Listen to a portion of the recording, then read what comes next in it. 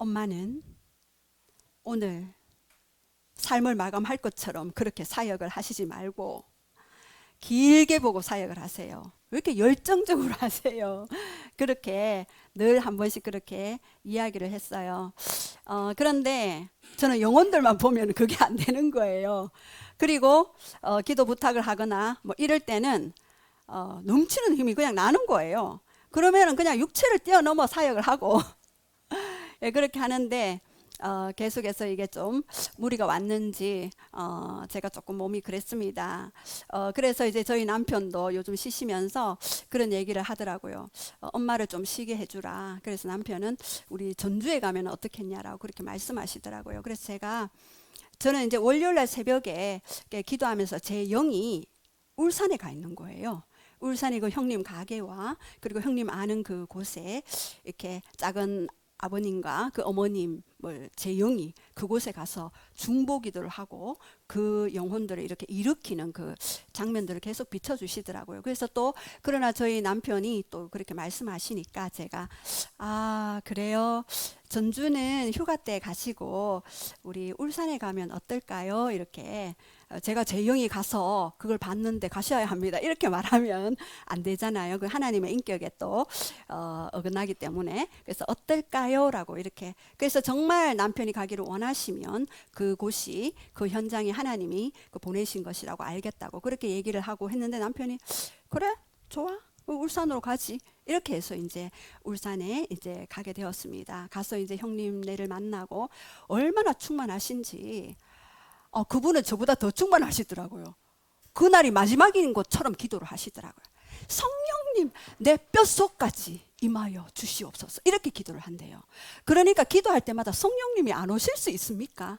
내 뼛속까지 깊이 찾아와 주시옵소서 이렇게 기도를 하면 그렇게 부어주신대요.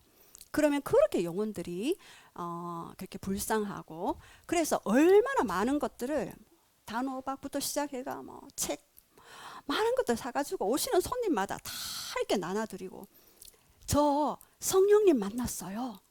저 하나님 만났어요. 하나님 아세요?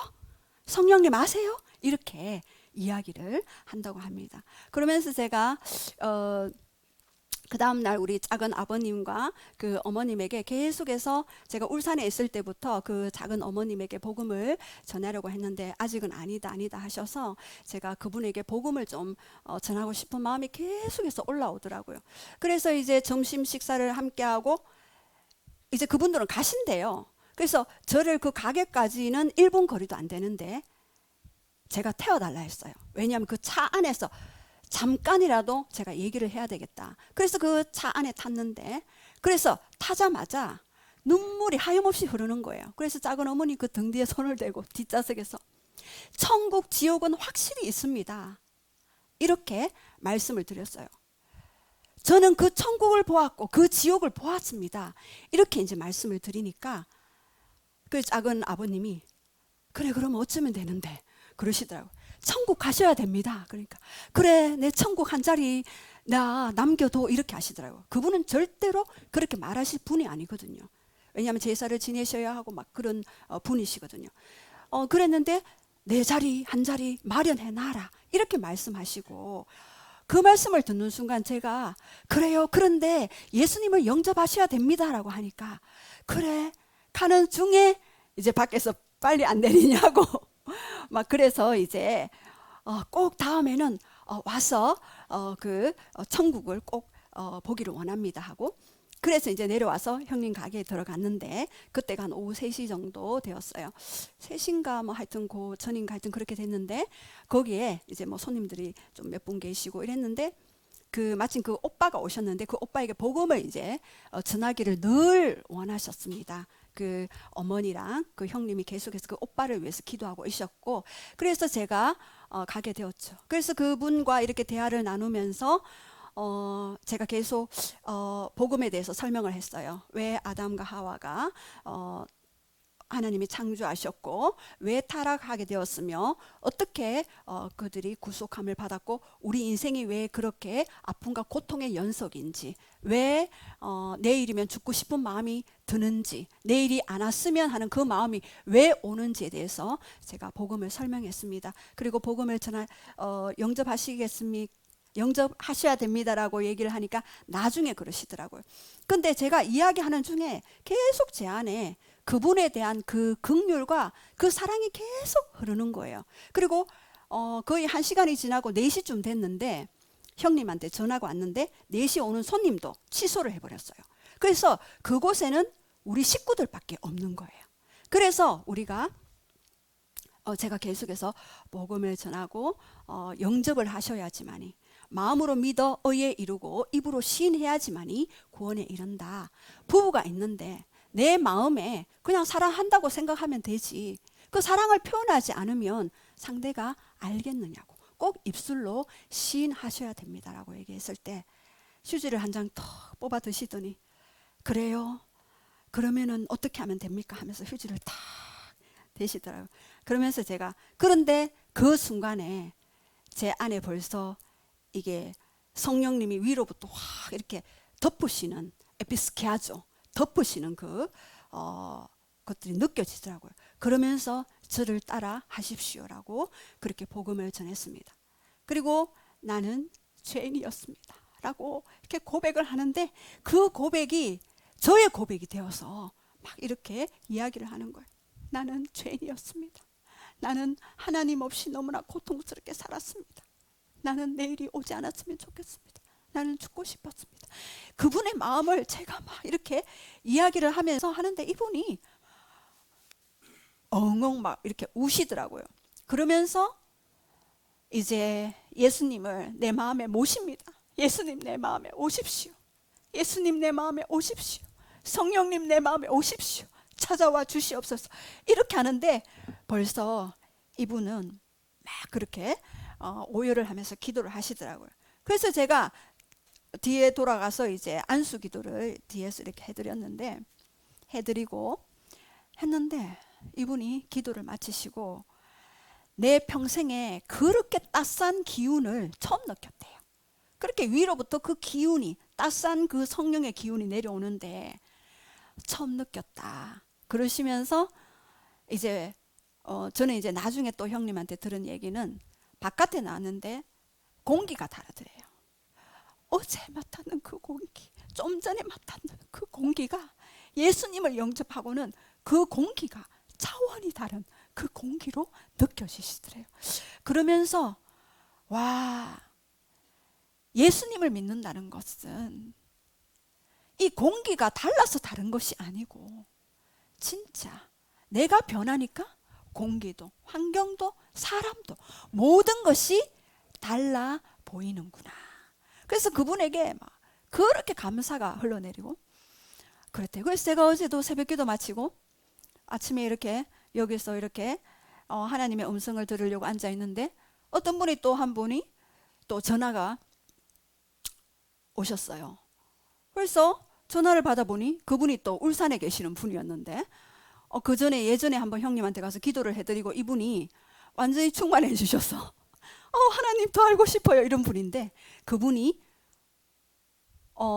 그저께 오빠를 봤대요, 그분을. 그런데 얼굴이 너무나 달라져서 궁금해서 물었대요. 그 형님한테 물으니 예수님을 영접했다라고 얘기하니까, 그래서 자기가 신뢰를 무릅쓰고 아침에 전화를 했다면서 그 예수님 나도 한 번 더 만나고 싶다고, 울산에 또 언제 오십니까? 뭐 이러시더라고요. 그래서 울산에 교회를 개척해야 해요. 경산으로 오십시오. 제가 또 갈 일이 있으면 또 한번 그때 뵙겠습니다. 완전히 그 형님 주위에 계신 분들이 다 성령의 사람이 돼버렸어요. 그리고 저는 필요할 때마다 성령님이 가라 할 때 이제 뭐 한 번씩 가게 되겠죠. 진짜 하나님을 알아간다는 것은 너무나 큰 축복이고, 여러분들 천국 지옥이 실제로 있는 것을 믿습니까?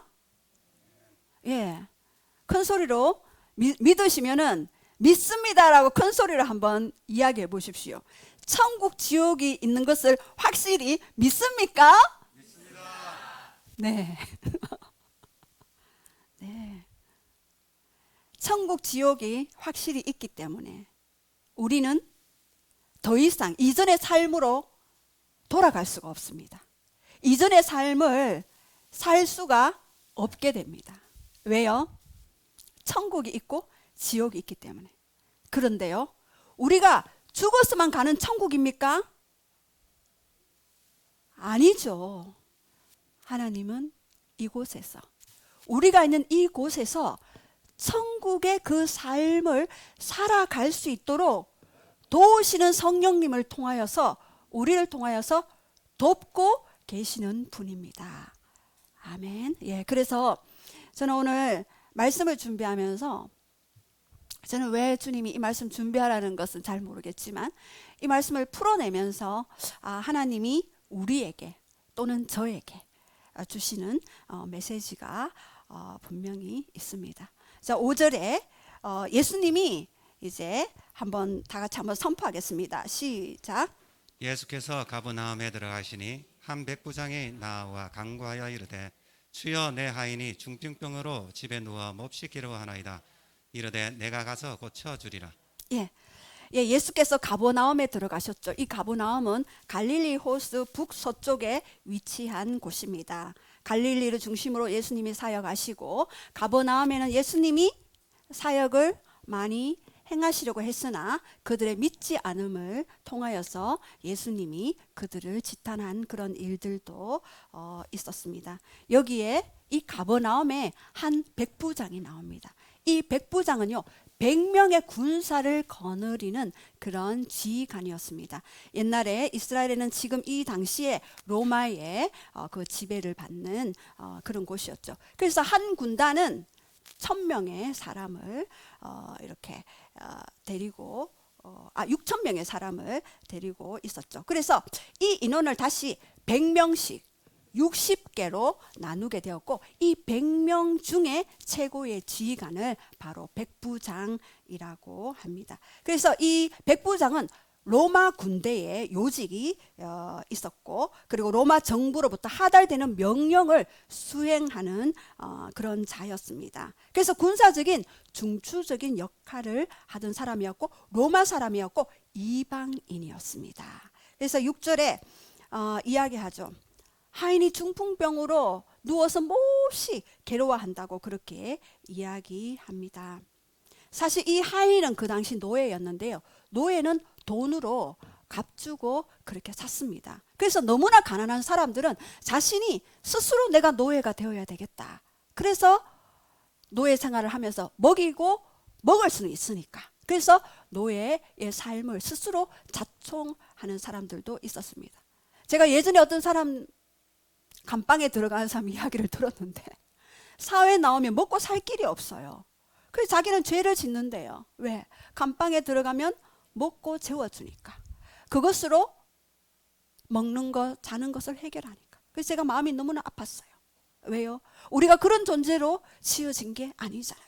더 위대한 부르심, 더 위대한 비전과 미션을 가지고 이 땅에 태어난 우리의 부르심을 사단이 막아라, 저 막아라.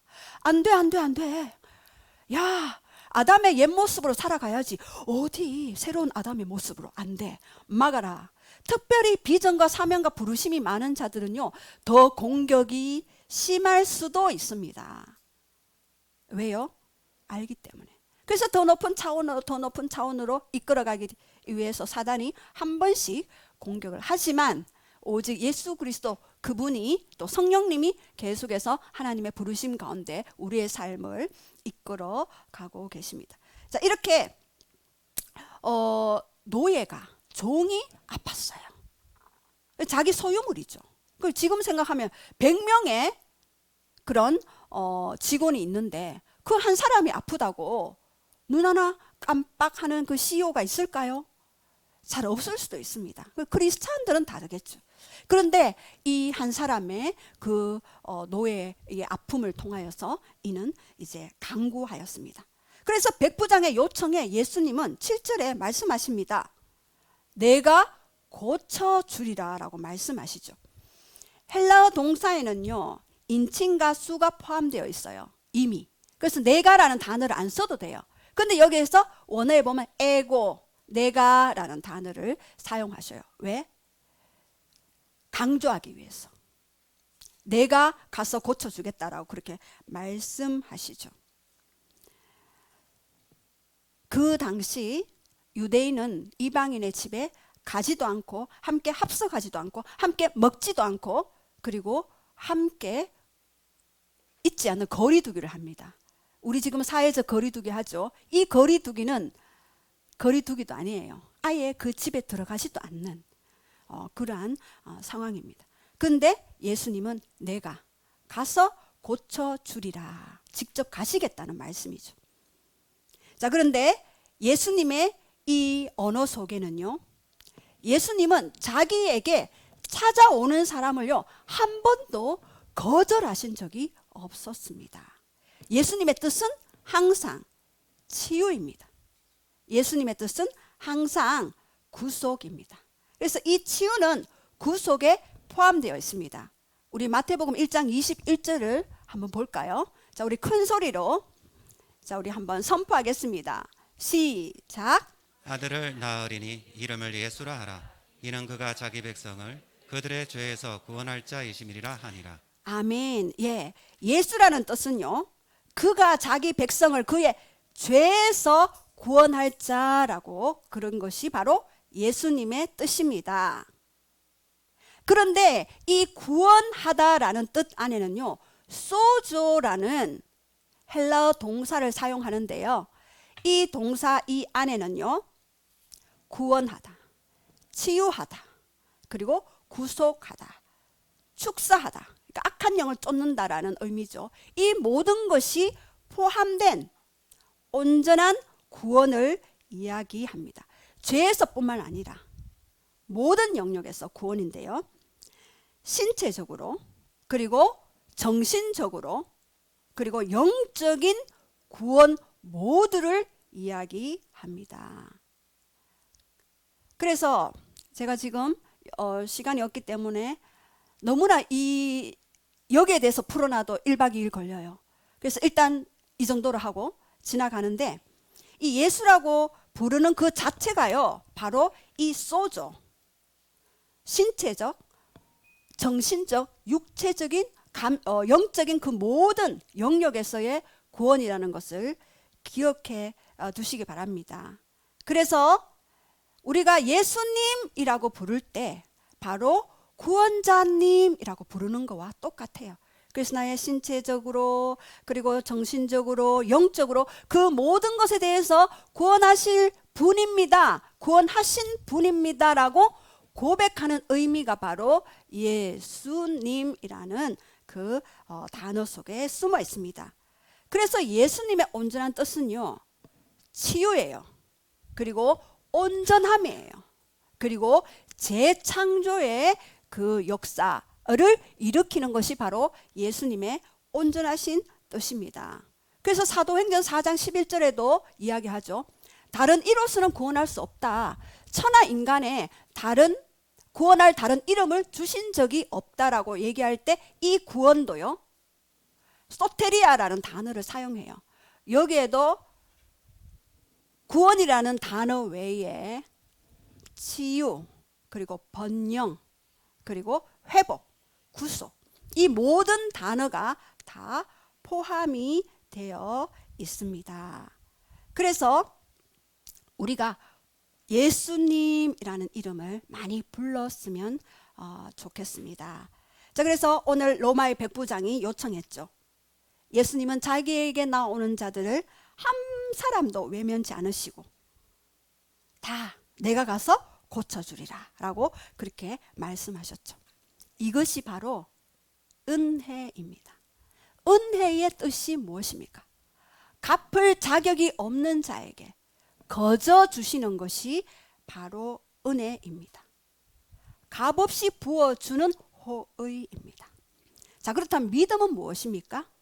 이미 내게 부어주신, 이미 내게 주신 그 은혜들을 가지고 믿음으로 반응하는 것, 그 호의에 감사하며 반응하는 것이 믿음입니다.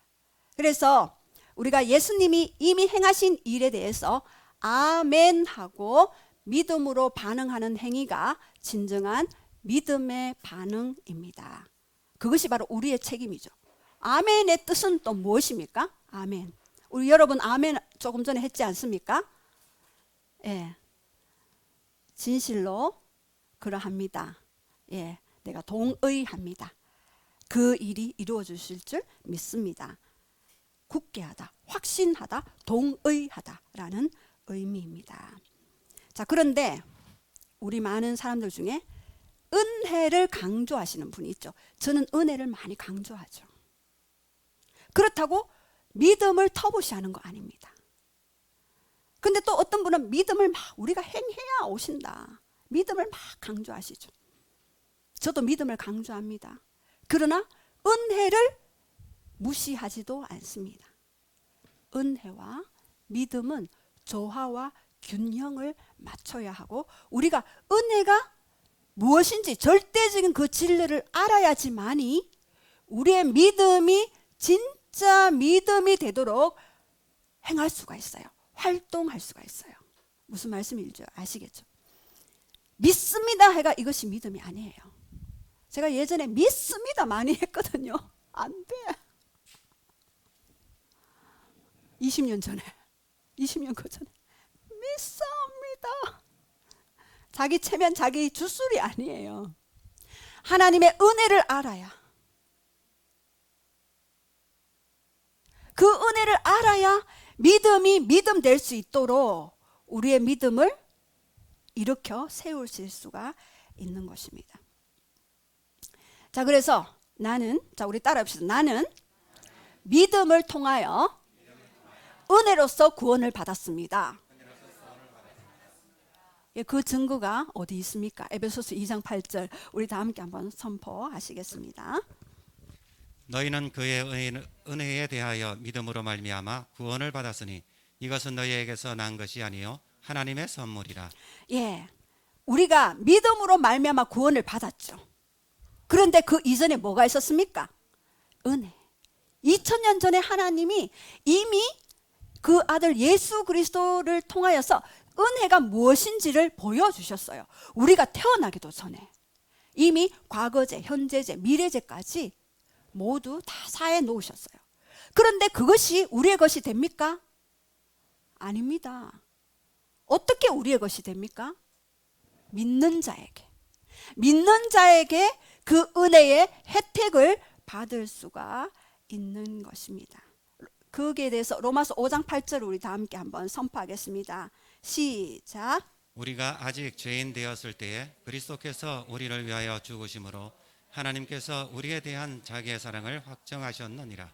예, 우리가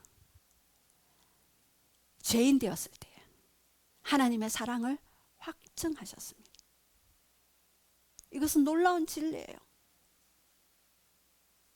하나님의 사랑을 확증하셨는데 우리가 의인 되었을 때가 아니라 우리가 죄인 되었을 때, 우리가 죄인 되었을 때 이미 자신의 그 사랑을 십자가에서 확증해 주셨습니다. 그것이 바로 로마서 5장 8절에 말씀하시는 그 말씀입니다.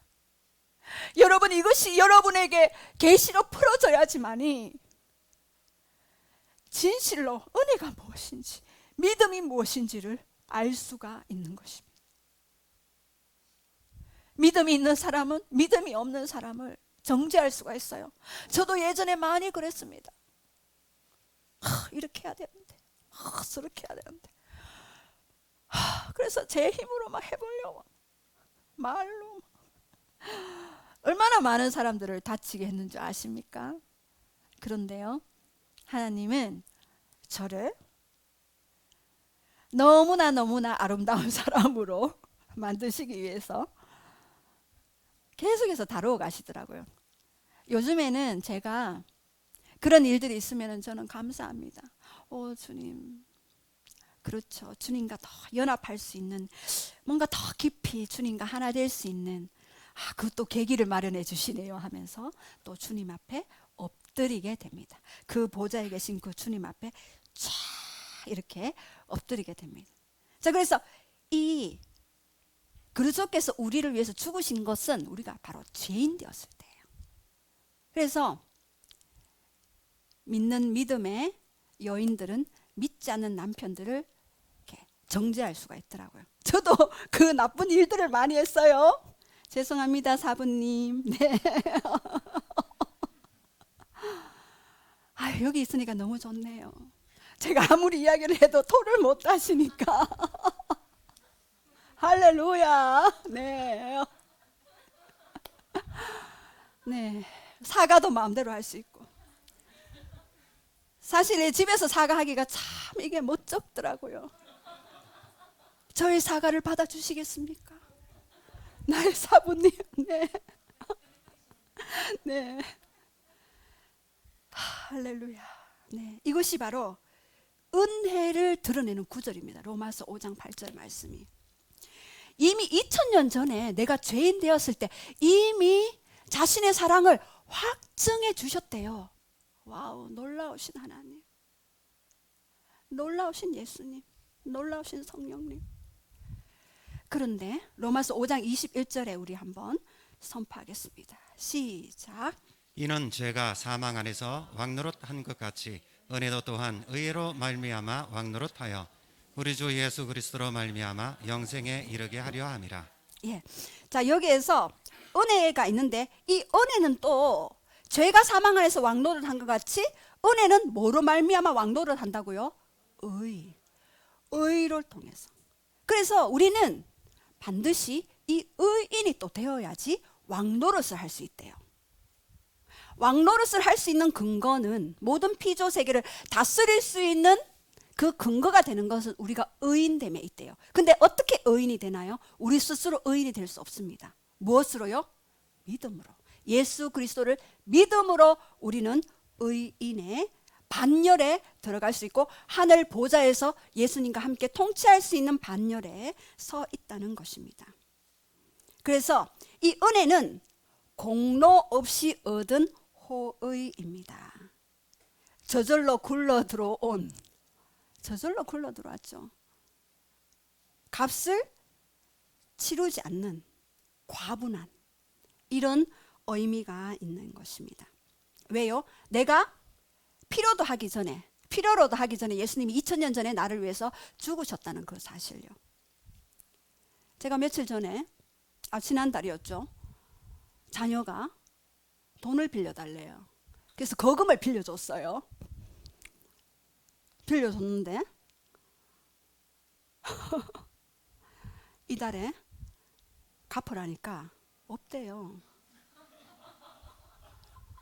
갚으려고 했는데 없대. 그래가지고 야, 월급 탔으면 갚아야지.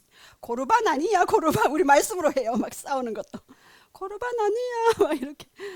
그런데 없대요. 엄마 탕감하셔요. 그걸로 끝. 그걸로 끝이에요. 제가 그래서 탕감했어요. 그게 뭔지 압니까? 은혜예요, 은혜. 제가 그 탕감해주는 순간, 내가 내 죄값을 십자가에서 탕감받았구나를 알게 되었어요. 저는 절대 부모님 돈 빌려서 안 갚는 일이 없습니다.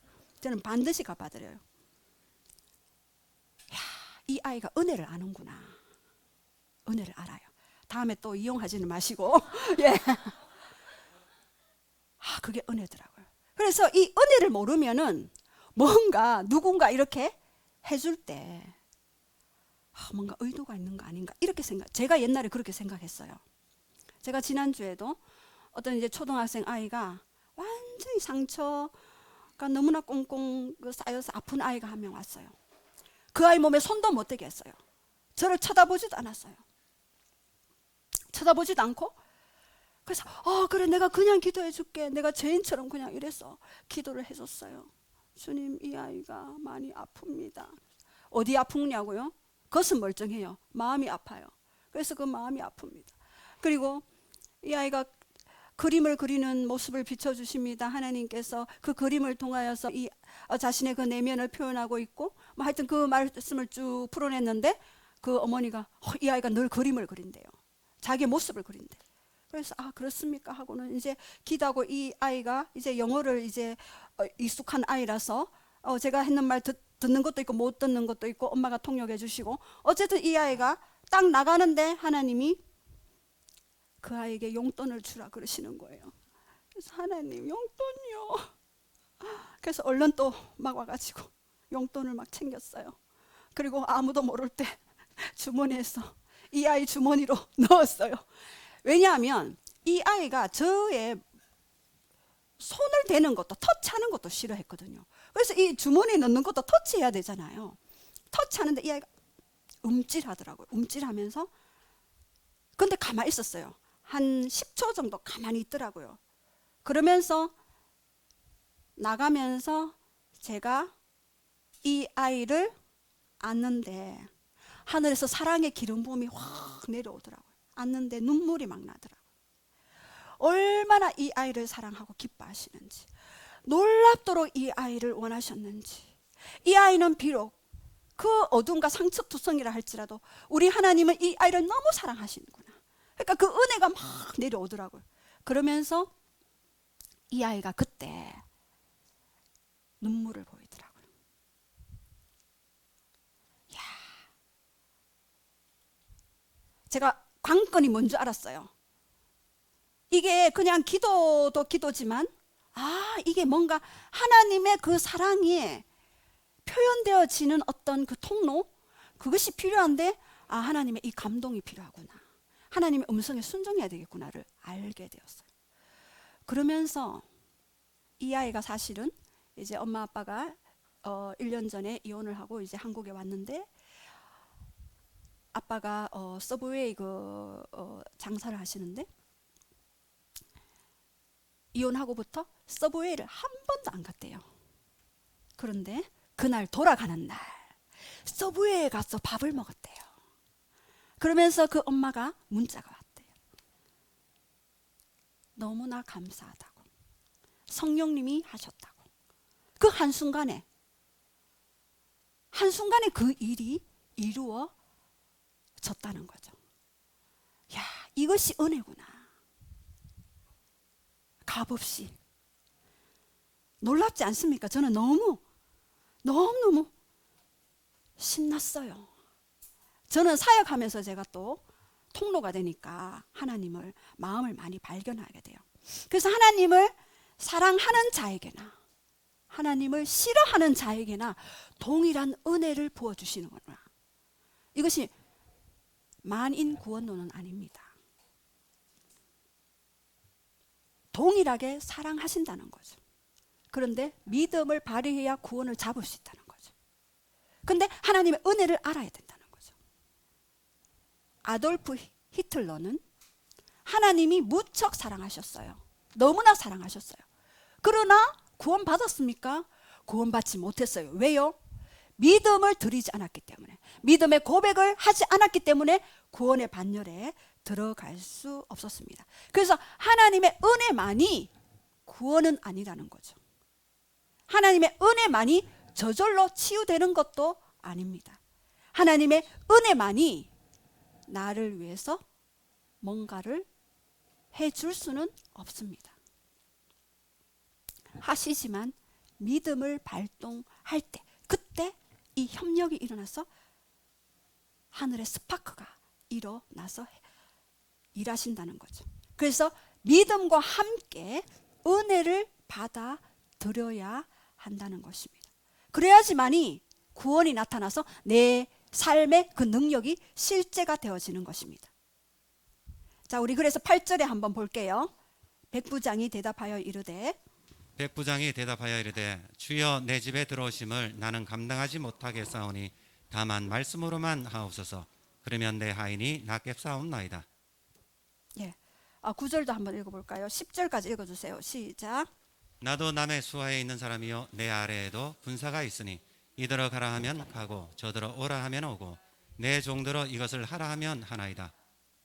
예수께서 들으시고 놀랍게 여겨 따르는 자들에게 이르시되 내가 진실로 너희에게 이르노니 이스라엘 중 아무에게도 이만한 믿음을 보지 못하였노라. 예, 백부장이 우리 하인을 고쳐달라고 했을 때 내가 가서 고쳐주리라, 내가 가겠다라고 했을 때 백부장은 그렇게 하시지 마라 그랬죠. 백부장의 믿음, 말씀만 하십시오라고 그렇게 이야기했습니다. 왜요? 백부장도 그 위에 로마의 황제에게 오라 하면 오고 가라 하면 가야 하는 존재이고, 자기도 밑에 수하에게 오라 하면 오고 가라 하면 가라 하는 존재이기 때문에 그게 바로 이 백부장의 그 권한이었고, 예수님도 충분히 그렇게 하실 수 있는 분이라는 것을 백부장은 믿음으로써 알게 되었습니다. 다만 말씀으로만 하시옵소서. 그러면 내 하인이 낫겠사옵나이다. 그 당시 예수님은요, 치유 사역을 할 때 여러 가지 방법으로 띄워주세요. 방법으로 치유 사역을 하셨습니다. 첫 번째는요, 명령 말씀하심으로써 21에 나타났죠. 그래서 가라 네 믿음이 너를 구원하였다라고 명령하고 말씀하심으로써 주님은 치유하셨죠. 또 안수하심으로써 치유할 때도 있었어요. 그 문둥 병자 한센병 환자에게는, 나병 환자에게는 안수하심으로써 치유했습니다. 예전에 우리 율법에서는요, 나병 환자를 근방에도 가지 못하게 했고 터치를 하지 못하게 되어 있어요. 그런데 예수님은 그 율법을 깨고, 왜요? 그분 자신이 율법의 완성체로 오셨기 때문에, 그분 자신이 율법의 사랑으로서 율법을 이루시는 자로 오셨기 때문에 그분이 손을 대면 치유가 되었고 어둠이 떠나갔어요. 그래서 우리는 빛이에요.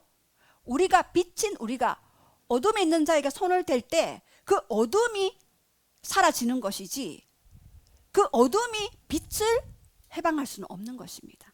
아주 작은 빛도 어둠을 밝히게 되어 있습니다. 그리고 또 귀신을 쫓아내심으로써 그라사 광인이나 또 이런 여러 귀신을 축사하심으로써 또 치유를 했습니다. 치유를 할 때 어떨 때는 악한 영이 그것을 공격할 때가 있어요. 그러면 그것을 축사를 통하여서 질병을 해방해야 할 때가 있습니다.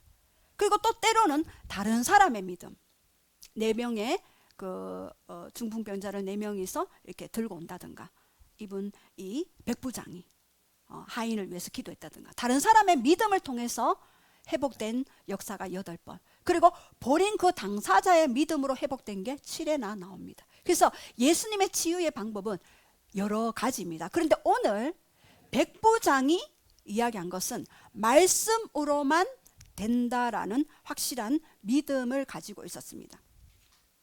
근데 이 믿음은요, 믿음은 나의 행동으로 하나님을 움직이게 만드는 것이 아닙니다.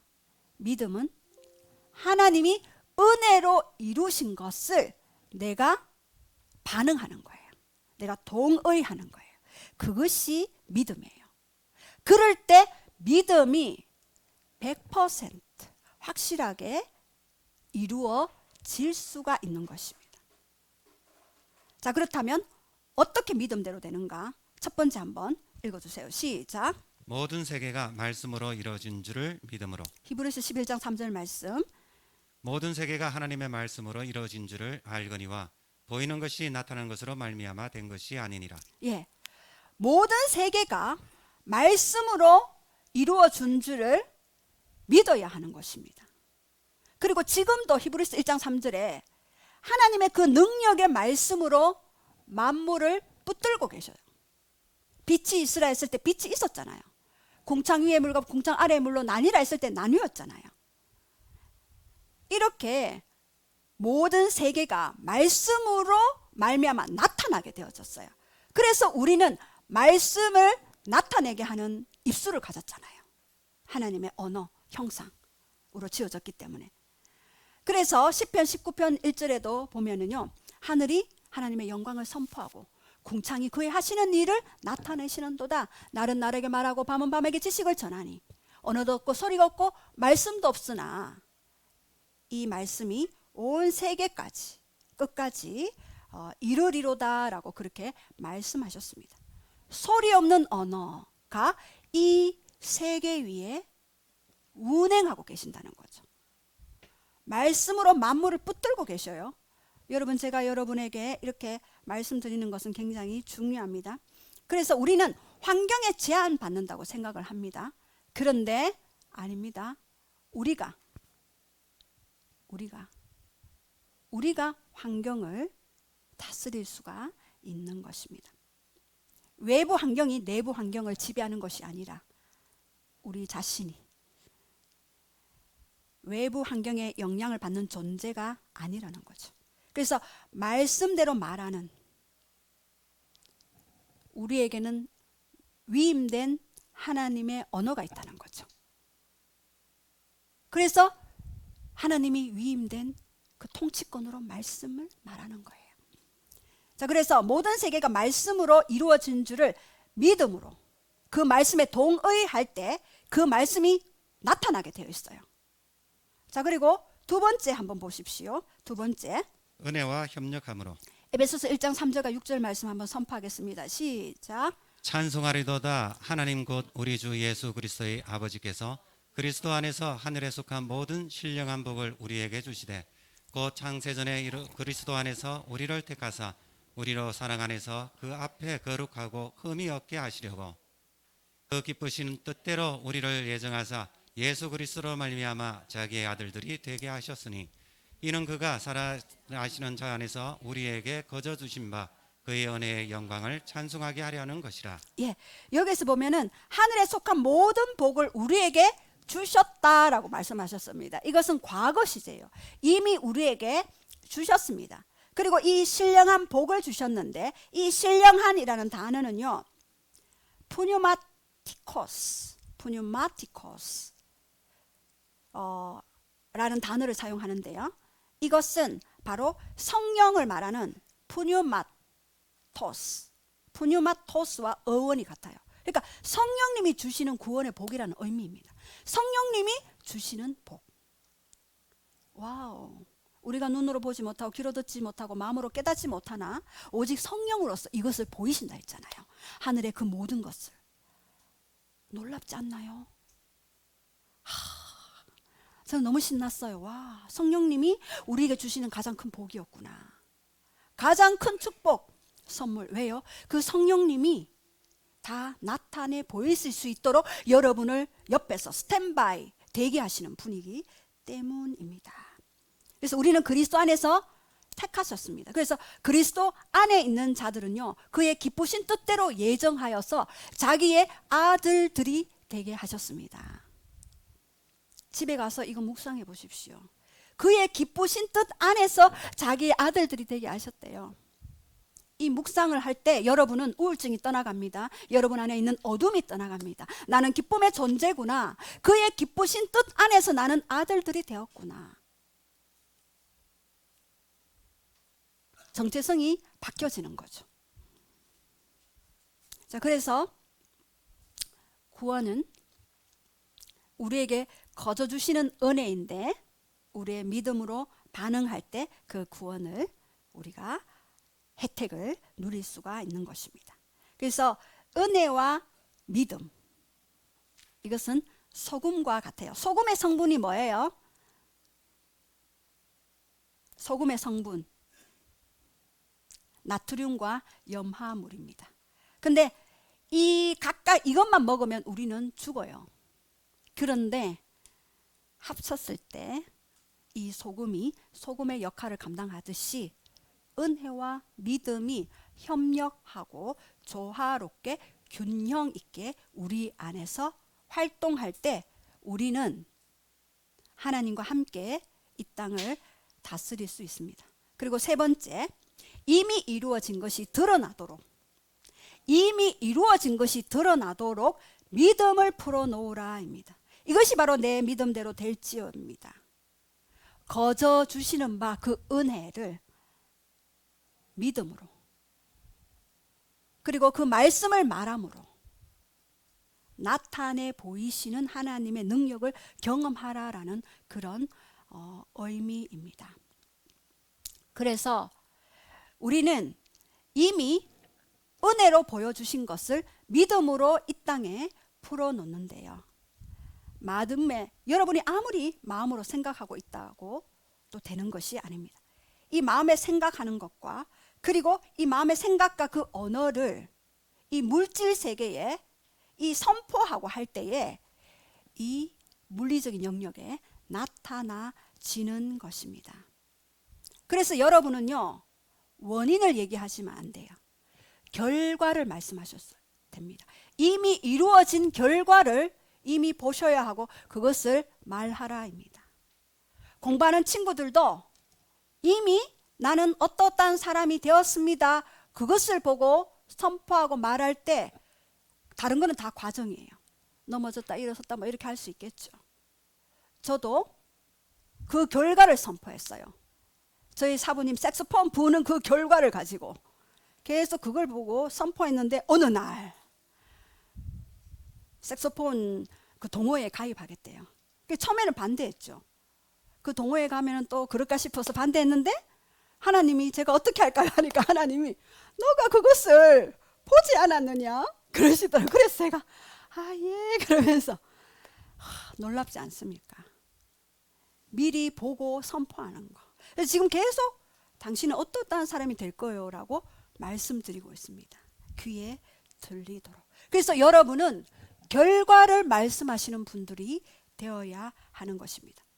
요한복음 15장 7절에도 너희가 내 안에 거하고, 그죠? 우리는 주님 안에 거하잖아요. 그리고 내 말이 너희 안에 거할 때 원하는 대로 구하라. 그리하면 되리라. 그러니까 주님의 말씀이 우리 안에 풍성하게 차고 완전히 꽉 채워지는 믿음이 확 생겼을 때 무엇이든지 이루어지게 되리라라고 그렇게 말씀하셨습니다. 자, 그래서 예수님은 그 백부장의 믿음을 보고 가라, 네가 믿은 대로 될지어다라고 말씀하셨습니다. 여러분, 환경을 말하면은요, 여러분이 환경대로 끌려가게 돼요. 근데 말씀대로 믿고 선포하면은요, 환경이 따라와요. 그 말씀대로 믿고 따라오게 되어 있습니다. 그래서 우리의 의식이 보이지 않는 세상과 항상 연결되어 있어요. 그래서 우리의 의식과 우리의 언어에 하나님의 말씀을 선포하고 나타낼 때에 물리적인 보이는 영역에서 이 부분들이 나타나게 되어 있는 것입니다. 이 양자 물리학의 핵심도 바로 그것이에요. 보이지 않는 세상에 있는 그 에너지, 그 에너지의 그 파동이 바로 의식에 따라, 우리의 의식에 따라 변화할 수 있다라고 과학자들이 증명했어요. 하나님이 이미 말씀에서 이루신 것을 과학자들이 이제 증명하고 있는 것입니다. 그래서 우리가 붙들어야 될 사실은요, 누구 때문에, 어떤 환경 때문에 영향을 받는 존재가 아니라 우리의 영이신 그 하나님이, 그 하나님의 영향을 받아서 내 마음을 새롭게 하고,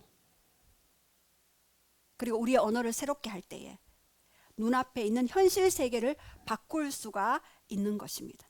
그래서 네 믿음대로 될지어다 라는 그 뜻입니다. 그래서 우리의 믿음의 선포는요, 결과를 바꾸게 되는 것입니다. 그래서 우리는 결과를 말하게 되는 거죠. 여러분, 저는 천국을 보았어요.